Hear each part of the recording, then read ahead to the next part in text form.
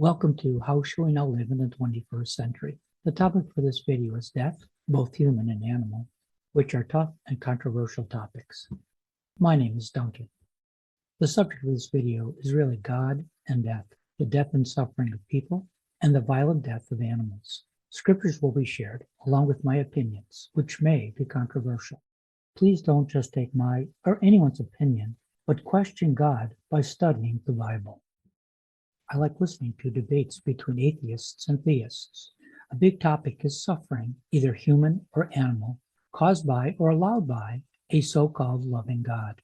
During one such debate, atheists Alex and Phil squared off against the father-son team of Jesus followers, Cliffe and Stuart. Animal death seemed to be a big stumbling block for the atheists. The following is how I might have responded about death. If there is no God, what do we have? We still have tragic death of animals and humans, too often perpetrated on the innocent by wicked people. What atheists can't offer victims is hope, nor can they offer justice. I don't desire a false hope, but the following verses are why I believe the God of the Bible offers hope. First, let's consider the death of animals. We'll read from Genesis chapter 1 and from Romans chapter 8. From Genesis 1 we read, "Then God said, let the earth bring forth living creatures, each according to its kind. It was so, and God saw that it was good." Then from Romans 8 we read, "The suffering of this present time are not worthy to be compared with the glory which shall be revealed in us. For the earnest expectation of creation eagerly waits for the revealing of the children of God. The creation was subject to futility, not willingly, but because of him who subjected it in hope, because the creation also will be delivered from the bondage of corruption into the glorious liberty of the children of God. For we know that the whole creation groans and labors with birth pangs together until now." Here's my thoughts. The Genesis passage tells us that after God created animals, he said they were good. I do not think God will waste his good creation. Verse 20 in Romans implies that the sin of humanity caused animal suffering. I think that's what Paul meant when he said creation was subject to futility and not willingly. He goes on in verse 21 to call their state as being in bondage because of corruption. It is mankind that sinned, causing corruption and bondage. Interwoven in these verses, we find what God has done for his creation. First, he has subjected it to hope, and he delivered it from bondage. You see, if death is the end for them, what hope could they possibly have? What we see is that God's creation groans and labors, and it is earnestly waiting. For what are they waiting? Surely nothing, if death is the end for them. If we put verses 18 and 21 together, I think that we find that the glory for humans that escape God's justice also speaks of creation being delivered unto the glorious liberty of the children of God. What liberty are we hoping for, and what might that tell us about animals? In short, I believe the Bible teaches that God will not waste his creation to annihilation, but when he remakes the earth, in part, he'll do so for his creation that he said was very good. Second, does the Bible give any hope for those, young and old, who died by things like the worldwide flood? Is there reason to hope for those who never heard of Jesus and his free gift of salvation by his sacrificial death and resurrection?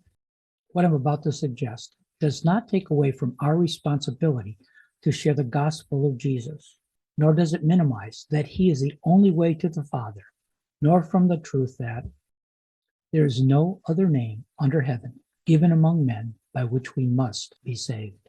What it does do is it reveals that the Lord is gracious and full of compassion, slow to anger and great in mercy, and that God is rich in mercy because of his great love with which he loved us. With this in mind, let's hear what Peter wrote in his first letter, chapter 3. As I've contemplated on these verses many times over the last several years, I've been wondering what the Holy Spirit might be saying on this matter. Here's what Peter wrote. For Christ also suffered once for sins, the just for the unjust, that he might bring us to God, being put to death in the flesh, but made alive by the Spirit. Peter continues, he went and preached to the spirits in prison, who formerly were disobedient, when once the divine long-suffering waited in the days of Noah while the ark was being prepared, in which a few, that is, 8 souls, were saved through water. Can we agree that those who formerly were disobedient are those that died during the Genesis 6 flood? If so, we are told something about Jesus and what he did. Looking back in verse 19, it says he went and he preached. I doubt if Jesus, while preaching to those that died during the flood, was making fun of them by telling them of what they had missed. Instead, 2 things come to mind from those verses in 1 Peter. First, they tell us that even when the body dies, part of human beings are still very much alive. And second, they make me ask, what did Jesus preach to those whose bodies had died? I submit he told them about salvation, which he purchased with his own blood, and offered them an opportunity to accept the truth by faith. In other words, I believe our merciful God gave them one last chance, and by extension, he gives a second chance to anyone who did not really get a proper opportunity before they died. Dear atheist, we can't bring the dead back to life.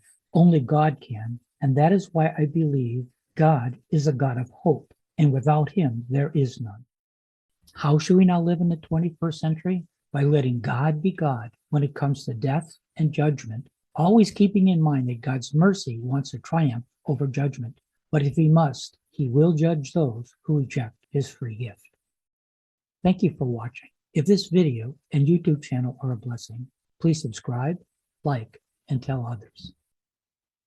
Special thanks to Steve Sousa and St. Paul's Church of Palmer.